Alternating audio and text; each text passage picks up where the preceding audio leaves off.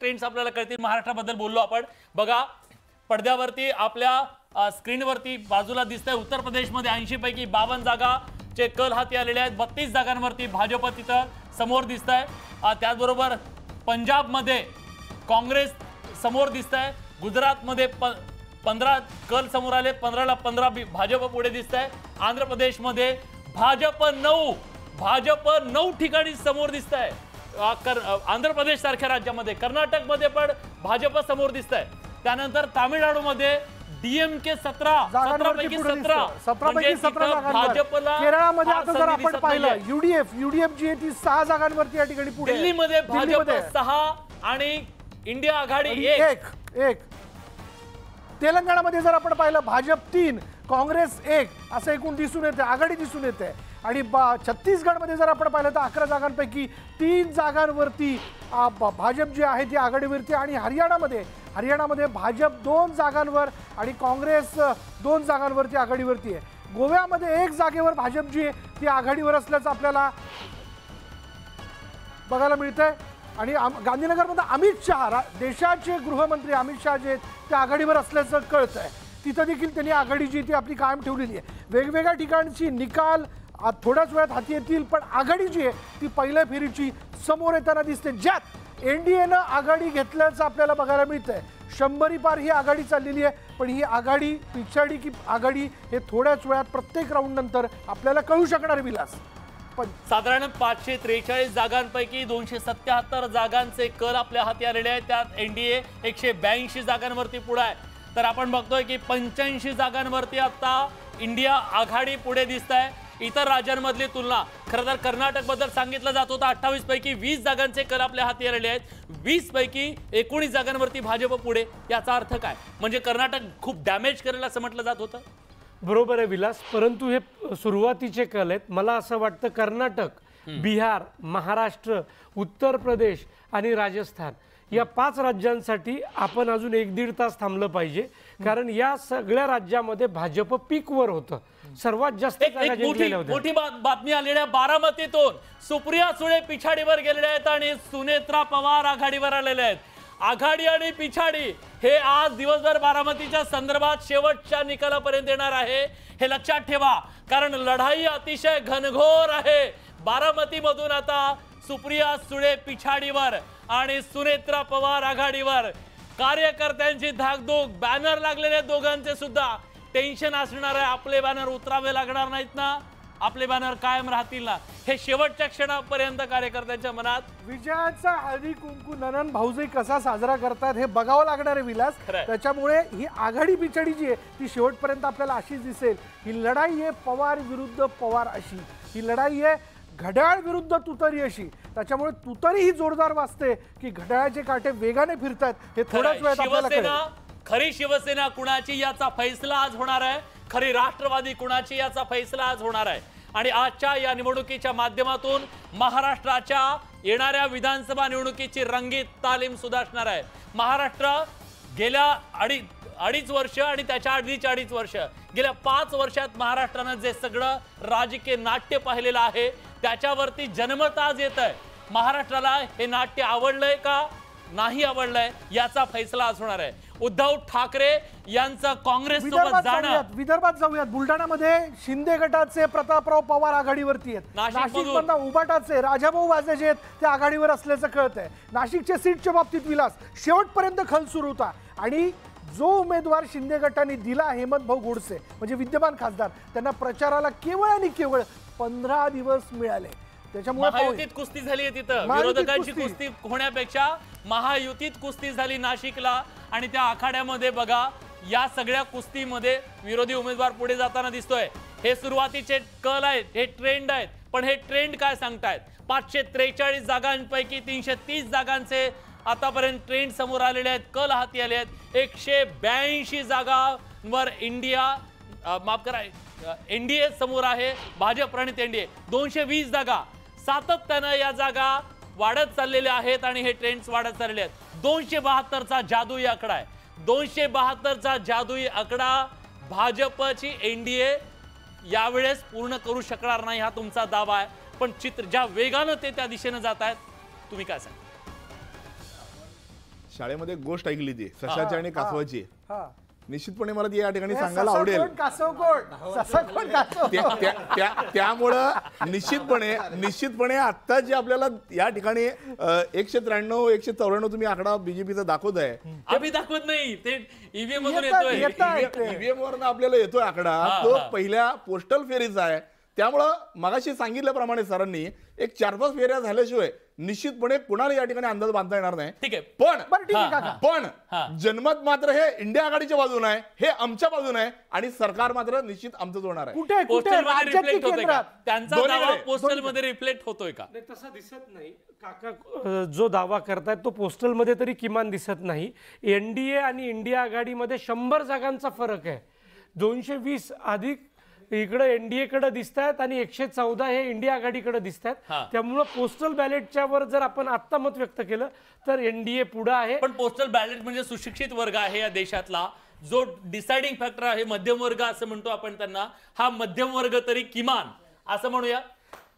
नवनीत राणा पिछाडीवर पडल्याचं कळत आहे. नवनीत राणा विरुद्ध बळवंत वाडखे विरुद्ध दिनेश बुक अशी जी लढत आहे आपण बघतोय. नवनीत राणा आता एक क्षणाला पिछाडीवरती आलेली आहे. पहिल्या पोस्टलच्या फेरीमध्ये नवनीत राणा आघाडीवर असल्याचं दिसत होतं, पण आता तिची पिछाडी दिसून येते. त्यामुळे तिथं मराठवाड्यामध्ये उबाठा गटाचे उमेदवार हे सध्या आघाडीवर दिसत आहेत.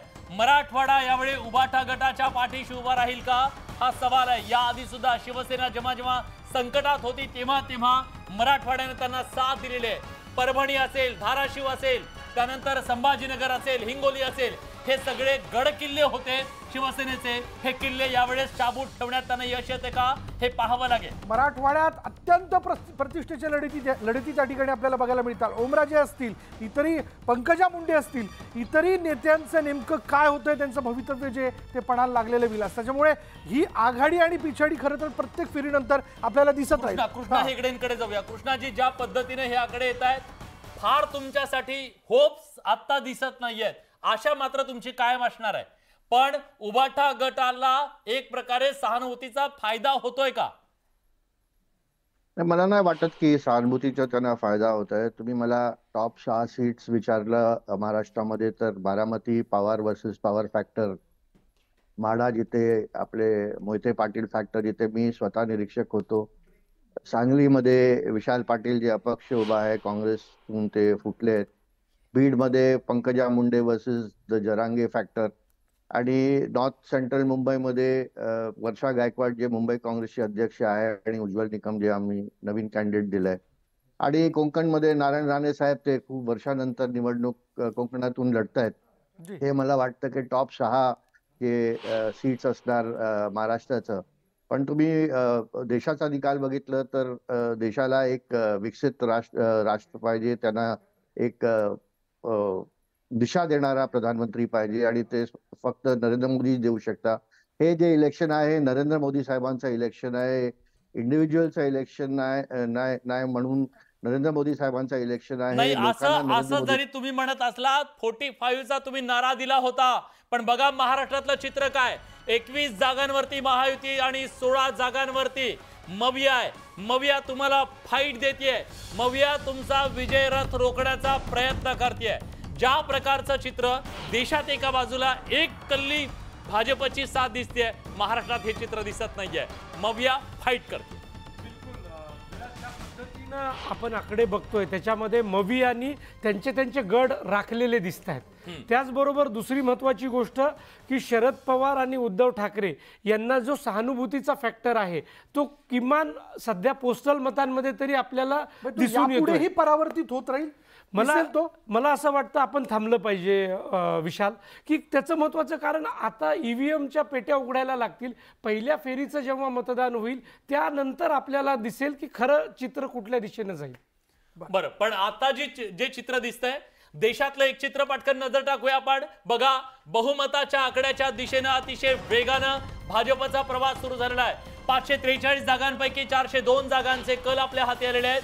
भाजप 252 जागांवर आघाडीवर आहे, तर इंडिया आघाडी 134 वर रेंगाळताना दिसते. रेंगाळतंय असं म्हणावं लागेल, कारण ज्या वेगानं पुढे जायला पाहिजे त्या वेगानं ते पुढे जात नाही. राज्यातल्या पण घडामोडींबद्दल विलास सांगायला पाहिजे. जळगावमध्ये महाविकास आघाडीचे उमेदवार जे आहेत करण पाटील ते या ठिकाणी आघाडीवर दिसतात. तर रायगडमध्ये अनंत गीते, कारण तिथे दुसरीकडे आपण बघायला गेलं तर सुनील तटकरे त्यांना कडवी लढत देत आहेत का याकडे सगळ्यांचं लक्ष होतं. पण अनंत गीते हे आघाडीवर असल्याचं कळतं. त्यामुळे राज्यातल्या ह्या देखील सीट ज्या आहेत कोकणातल्या त्या फार प्रतिष्ठेच्या आहेत. पण जळगावमध्ये मवियाचे करण पवार आघाडीवर असणार.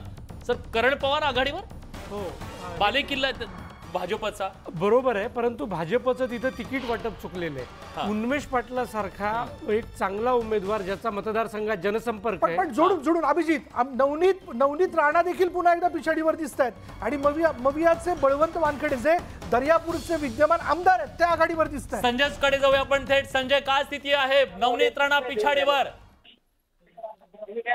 विशाल, खरं बघितलं विलास खरं बघितलं तर अजूनपर्यंत काउंटिंग जी आहे ते काउंटिंगची प्रक्रिया सुरू झालेली आहे. काउंटिंगची प्रक्रिया सुरू झालेली आहे. त्यामुळे कोण उमेदवार आघाडीवर कोण पिछाडीवर हे अजूनपर्यंत निश्चित झालेलं नाही आहे, कारण अजूनपर्यंत निवडणूक अधिकाऱ्याकडून ऑथोराइज जी आकडेवारी आहे ती आकडेवारी कुठली आलेली नाही आहे. ठीक आहे, तुमच्याकडे येऊ आम्ही त्याच्या संदर्भातल्या अपडेट्स घेण्यासाठी. पण आपल्यापर्यंत आपल्या न्यूज हब मधून जी माहिती येते त्यानुसार पिछाडीवरती गेलेले आहेत नवनीत राणा. तर नवनीत राणांसाठी त्यांच्या विरोधकांनी चक्रव्यूह आखलेलं होतं आणि त्या चक्रव्यूह भेदण्यात यशस्वी होतात का हे पाहणं महत्त्वाचं होतं. कारण एक प्रकारे त्यांचे राजकीय विरोधक अमरावतीमध्ये इतके होते की त्या सगळ्यांनी मिळून यावेळेस नवनीत राणा यांना घेरायचं ठरवलेलं होतं, घेरलेलं दिसलेलं होतं. अगदी भाजपच्या सुद्धा लोकांचा तिथं विरोध होता. त्यात प्रामुख्याने बच्चू कडू जे ते आघाडीवर होते. बच्चू कडूंनी शेवटपर्यंत त्यांचा उमेदवार जो होता दिनेश भूप हा माघारी घेतला नाही. त्याच्यामुळे दिनेश भूप कोणाची मतं खातो याकडे सगळ्यांचं लक्ष होतं. विशाल, आपण आकडे आले आपल्याकडे. एनडीए बघा, इंडिया आघाडी 134 जागा. इंडिया आघाडीकडे 134 जागा दिसतात. 252 250चा टप्पा पार केलेला आहे एनडीएनं. मोदींची जादू कायम आहे का? मोदींवर पुन्हा एकदा देशानं त्यांच्या गॅरंटीवर विश्वास दाखवलेला आहे का? 2014, 2019 आणि 2024 सुद्धा मोदींची जादू कायम आहे का? मोदी पुन्हा एकदा तिसऱ्यांदा पंतप्रधान होऊन हायट्रिक साधणार का हे देखील बघावं लागेल. पण हे सुरुवातीचे सगळे कल आहेत विलास. हे कल अशाच पद्धतीने राहतात की यात काही बदल होतोय का हे थोड्याच वेळात कळेल. पण एनडीए 252 जागांवरती आघाडीवरती आहे आणि जर आपण दुसरीकडे इंडिया आघाडीच्या बाबतीत पाहिलं तर त्याची देखील आकडेवारी ही 134ची समोर येते. पुन्हा एकदा अमरावतीत महाविकास आघाडीचे बळवंत वानखेडे हे आघाडीवर असल्याचं कळतंय आणि या सगळ्या याच्यामध्ये खरं तर दिनेश भूप यांची आकडेवारी काय समोर येऊ शकलेली नाहीये, म्हणजे त्यांचा कल काय समोर येऊ शकला नाहीये. पण कलांमध्ये एनडीएचा आकडा हा 250च्या पार गेलेला आहे. एनडीएचा आकडा आपण बघतोय 250च्या पार गेलेला आहे. साधारण 15 आता पुन्हा आकडा बदललाय. एनडीए 264 जागांवर 270 अजून 2 जागा जर त्यांच्या आघाडीवर झाल्या तर बहुमताचा आकडा जो जादुई आकडा आहे आज देशामधला सत्तेचा जो जादुई आकडा आहे तर तोही भाजपनं पार केलेला दिसतोय कलांमध्ये. हे ट्रेंड्स आहेत, हे निकाल नाही, ट्रेंड्स आहेत आणि या ट्रेंड्स मध्ये 288 जागा, 543 एकूण जागांपैकी 466 जागांचे कल हाती आले. राज्यातल्या देखील घडामोडी समोर येताना दिसत आहे. सोलापूर बद्दल खरं तर काका बसलेले, काकांकडे आपण जाऊच. पण सोलापूरमध्ये जर आपल्याला कळतंय की प्रणिती शिंदे या आघाडीवरती आहेत. अकोल्यातनं जर आपण पाहिलं यवतमाळमध्ये उबाटाचे संजय देशमुख जे आहेत ते आघाडीवर असल्याचं कळतंय आणि रामटेकमध्ये जर आपण पाहिलं तर राजू पारवे हे आघाडीवर असल्याचं कळतंय. कलांमध्ये पुन्हा एकदा एनडीएला बहुमत असल्याचं दिसून येते. कलांमध्ये 288 जागांवर एनडीए 290 सातत्यानं हा आकडा बदलतोय. 543 पैकी 469 जागांमध्ये 290 जागांवरती भाजपची एनडीए दिसतेय. तर दुसऱ्या बाजूला बघा काय चित्र आहे. 245 एकट्या भाजपचे. इंडिया आघाडी 161. इंडिया आघाडी पण चांगल्या पद्धतीने लढत देतीये, पण अधिक वेग वाढवावा लागेल त्यांना. ज्या प्रकारे भाजपनं आता हा ट्रेंड सेट केलेला आहे. महाराष्ट्राबद्दल जाणून घेतलं पाहिजे विलास. कोण आघाडीवर आहे कोण पिछाडीवर आहे. अकोल्यातनं भाजपचे अनुप धोत्रे ज्यांच्या विरोधात अभय पाटील आणि प्रकाश आंबेडकर हे 2 मोठे उमेदवार हे असतानाही त्यांनी आघाडी घेतलेली आहे. नवीन उमेदवार म्हणून त्यांच्याकडे बघितलं गेलं. दिंडोरीतनं भारती पवार पिछडीवरती आहे. थोड्यापूर्वी अभिजित म्हणाला होता की कांदा दिंडोरीत कोणालाही झटका आणि फटका देऊ शकतो. नागपुरात नितीन गडकरी आघाडीवरती आहेत. सिंधुदुर्गात पुन्हा एकदा आता नारायण राणे सुरुवातीला आघाडीवर दिसत होते, पण आता विनायक राऊत आघाडीवरती असल्याचं बघायला मिळतंय.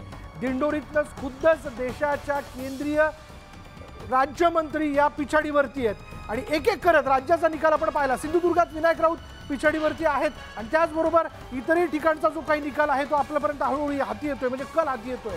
पुन्हा एकदा जाऊयात अभिजित. दिंडोरीबद्दल बोललं पाहिजे. कांदा निर्यातीबद्दलचं धोरण जे कायम चुकत आलं ह्याचा हा फटका आहे का? कांदा रडवणार निश्चितच रडवणार. आणि महायुतीच्या काही उमेदवारांना जो फटका बसणार आहे तो एकूण 4 मतदारसंघात बसणार आहे कांद्याचा. नाशिक, दिंडोरी, धुळे आणि शिरूरचा काही भाग. त्यामुळे कांद्याच्या बाबतीत जी धोरणं मागच्या काही वर्षामध्ये केंद्र शासनाची सातत्याने बदलत राहिली त्याचा फटका शेतकऱ्यांना बसला. आणि गुजरातच्या पांढऱ्या कांद्याला निर्यातीची परवानगी आणि महाराष्ट्राच्या लाल कांद्याला परवानगी नाही. एकीकडे एक धोरण एकीकडे एक धोरण. मुंबईबद्दलचं अपडेट येत आहे. उत्तर पश्चिम मुंबईमधून रवींद्र वायकर जे आहेत ते आघाडीवरती आहेत. वायकरांच्या बाबतीत मोठी चर्चा झाली होती. उत्तर मध्य मुंबईतनं उज्ज्वल निकम पिछाडीवरती असल्याचं कळतंय. याचाच अर्थ वर्षा गायकवाड तिथे आघाडीवरती आहेत. मुंबईतले एकूण 6 मतदारसंघ आणि या 6 मतदारसंघांकडे सगळ्यांचं लक्ष लागलेलं आहे. कारण मुंबईच्या काही जागांच्या बाबतीत शेवटपर्यंत निश्चित होत नव्हतं. अगदी महाविकास आघाडीचं आणि महायुतीचं सुद्धा की कोण उमेदवार दिले जावे. रवींद्र वायकरांना सुद्धा प्रचाराकरता केवळ आणि केवळ शेवटचे 15 दिवस मिळालेले होते. पण रवींद्र वायकर म्हणजे 25 वर्षाचं नगरसेवक पद, 15 वर्ष आमदारकी आणि तसा बघायला गेला तर प्रशासकीय अनुभव आणि एकूण राजकारणाचा अनुभव त्यांना मोठा आहे. कदाचित तो सगळा अनुभव मतांमध्ये परावर्तित होतोय का हे थोड्याच वेळात आपल्याला कळणार आहे. पण कलांमध्ये 290 जागांवर एनडीए आघाडीवर असल्याचं विलास आपल्याला या ठिकाणी बघायला मिळतंय. विशाल 543 जागांपैकी 470 जागांचे कल आपल्या हाती आलेले आहेत आणि या कलांमध्ये 290 जागांवरती 291 जागा एनडीए आणि 160 जागांवर काँग्रेस प्रणित इंडिया आघाडीवरती दिसते आपल्याला. आणि आपल्या स्क्रीनवर तामिळनाडूमध्ये बघा काय स्थिती आहे, गुजरातमध्ये काय स्थिती आहे, दिल्लीत काय स्थिती आहे. तर जी स्थिती आहे बघा, हे बघा इंडिया आघाडी 161 आणि एनडीए आता 300च्या जवळ जाताना दिसते. 291 303 जागा होत्या भाजपला 2019 मध्ये. आता ते पार केला जाणार का हे पाहणं महत्वाचं आहे. 400 पारचा नारा दिला होता, 300 पार होताना तर दिसत आहेत सध्याच्या या कलानुसार. 295 तरी सातत्याने हे आकडे अजून साधारण ती 74 आणि 474 543 बघा. आणखी काही जागा पुढे येणं गरजेचं आहे.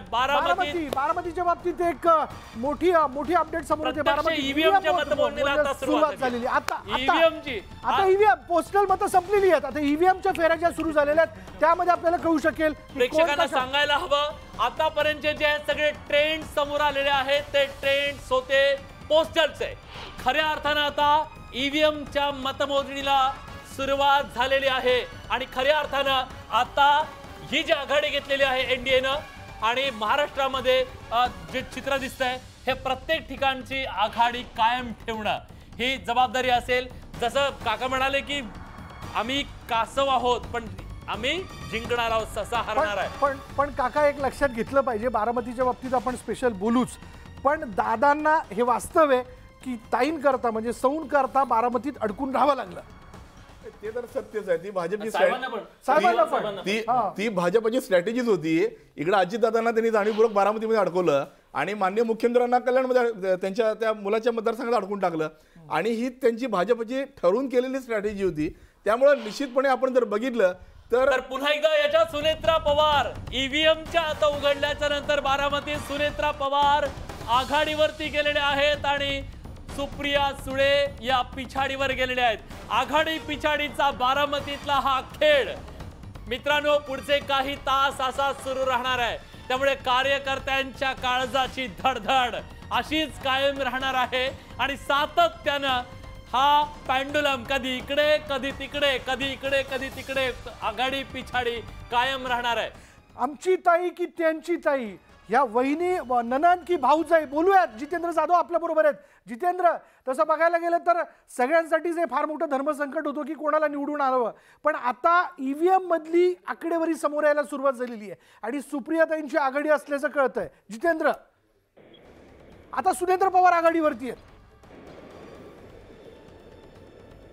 जितेंद्र, तुला माझा आवाज येतोय? बर, आता असं कळतंय की आता सुनेत्र पवारांनी आघाडी घेतलेली आहे. ईव्हीएम मधली आकडेवारी हळूहळू आता विलास समोर यायला लागली.